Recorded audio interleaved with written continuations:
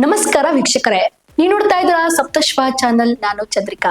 ನಿಮಗೆ ಗೊತ್ತಾ, ಮೊಬೈಲ್ ಬಳಕೆ ಹಾಗೂ ಸಾಮಾಜಿಕ ಮಾಧ್ಯಮದಿಂದ ಅನಾಹುತಗಳ ಹೆಚ್ಚಾಗ್ತಿದೆ. ಇದರಿಂದ ಸಮಾಜದಲ್ಲಿ ಬೆಚ್ಚಿ ಬೀಳಿಸುವ ಘಟನೆಗಳು ಕಂಡುಬರ್ತಿವೆ. ಕೇವಲ 13 ವರ್ಷದ ಹುಡುಗಿ ತನ್ನ ತಾಯಿ ಫೋನ್ ಕೊಡಲು ನಿರಾಕರಿಸಿದ್ದಕ್ಕೆ ತಾಯಿಯನ್ನೇ ಕೊಲ್ಲಲು ಯತ್ನಿಸಿದ್ದಾಳೆ. ಇದು ಒಂದು ಘಟನೆಯಲ್ಲ. ತಜ್ಞರ ಪ್ರಕಾರ ಇಂದಿನ ಮಕ್ಕಳು ಮತ್ತು ಯುವಕರು ಎದುರಿಸುತ್ತಿರುವ ಡಿಜಿಟಲ್ ಅಡಿಕ್ಷನ್ ಕಠಿಣ ಸತ್ಯ ಇದಾಗಿದೆ. ಇಂದಿನ ದಿನಗಳಲ್ಲಿ ಪ್ರತಿ 3 ಮಕ್ಕಳಲ್ಲಿ ಒಬ್ಬರು ಸಾಮಾಜಿಕ ಮಾಧ್ಯಮಕ್ಕೆ ಬಲಿಯಾಗುತ್ತಿದ್ದಾರೆ. ವಿಶೇಷ ತಜ್ಞರ ಆರೋಪ ಗಂಭೀರವಾಗಿದೆ. ಏನ್ ಗೊತ್ತಾ, ಸಿಲಿಕಾನ್ ವ್ಯಾಲಿಯಲ್ಲಿ ಕುಳಿತಿರುವ ತಂತ್ರಜ್ಞರು ಕ್ಯಾಸಿನೋಗಳಲ್ಲಿ ಬಳಸುವ ವರ್ತನಾ ತಂತ್ರಗಳನ್ನು ಅಧ್ಯಯನ ಮಾಡಿ ಅದನ್ನೇ ಆಪ್ಗಳಲ್ಲಿ ಬಳಸುತ್ತಿದ್ದಾರೆ. ನಮ್ಮ ಫೋನ್ನಲ್ಲಿ ನೋಟಿಫಿಕೇಶನ್ಗಳು ಮತ್ತು ಕೆಂಪು ಬ್ಯಾಡ್ಜ್ಗಳು ನಮ್ಮ ಮೆದುಳಿಗೆ ಜಂಕ್ ಫುಡ್ ಆಗಿ ಕೆಲಸ ಮಾಡ್ತಿವೆ. ಪ್ರತಿ ಬಾರಿ ಫೋನ್ ಅನ್ಲಾಕ್ ಮಾಡಿ ನೋಡುವ ಸಂದರ್ಭದಲ್ಲಿ ಡೋಪಾಮಿನ್ ಬಿಡುಗಡೆ ಆಗಿ ತಕ್ಷಣದ ಸಂತೋಷ ನೀಡುತ್ತದೆ. ಆದರೆ ಈ ಅಭ್ಯಾಸ ನಿಧಾನವಾಗಿ ಅಡಿಕ್ಷನ್ಗೆ ದಾರಿ ಮಾಡಿಕೊಡುತ್ತದೆ. ಇದರ ಪರಿಣಾಮ ಹಲವು ಜನರು ಜೀವನದಲ್ಲಿ ಗಂಭೀರವಾದ ಸಮಸ್ಯೆಗಳಿಗೆ ಒಳಗಾಗ್ತಾರೆ. ಮೊಬೈಲ್ ಅಡಿಕ್ಷನ್ಗೆ ಹಲವು ಉದಾಹರಣೆಗಳನ್ನು ನೋಡಬಹುದು. ಕತೆ 1. ಅರ್ಬಜ್ ಎಂಬ ಕಾಲೇಜು ವಿದ್ಯಾರ್ಥಿ ಅಲಾರಾಂ ಬಾರಿಸುತ್ತಿದ್ದಂತೆ ಫೋನ್ ನೋಡಲು ಶುರು ಮಾಡ್ತಾನೆ. ಆದ್ರೆ ಅರ್ಬಜನ್ ನೋಟಿಫಿಕೇಶನ್ಗಳಲ್ಲಿ 2 ಗಂಟೆ ಕಳೆಯುತ್ತಾನೆ.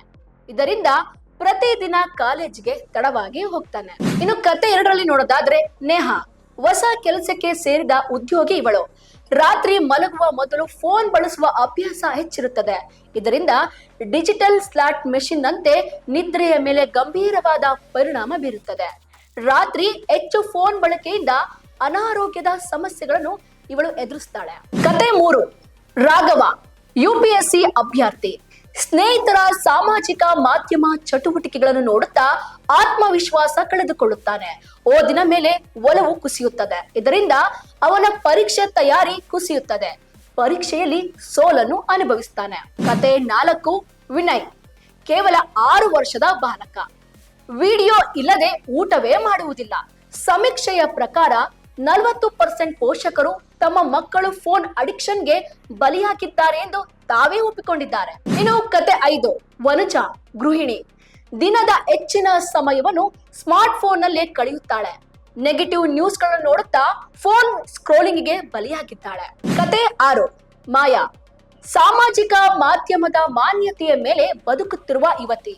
ಲೈಕ್ಸ್ ಕಡಿಮೆ ಬಂದ್ರೆ ಆತ್ಮವಿಶ್ವಾಸ ಕಳೆದುಕೊಂಡು ಜನರು ತನ್ನನ್ನು ಇಷ್ಟಪಡುವುದಿಲ್ಲ ಎಂದು ಭಾವಿಸುತ್ತಾಳೆ. ಮೊಬೈಲ್ ಹಾಗೂ ಸಾಮಾಜಿಕ ಮಾಧ್ಯಮಗಳಲ್ಲಿ ಹೆಚ್ಚು ಮುಳುಗಿರುವವರಿಗೆ ತಜ್ಞರು ಎಚ್ಚರಿಕೆಯನ್ನು ನೀಡಿದ್ದಾರೆ. ಅದೇನ್ ಗೊತ್ತಾ, ಈ ಅಡಿಕ್ಷನ್ ದೇಹ ಮತ್ತು ಮನಸ್ಸಿನ ಆರೋಗ್ಯಕ್ಕೂ ಹೆಚ್ಚು ಹಾನಿಕಾರಕವಾಗಿದೆ.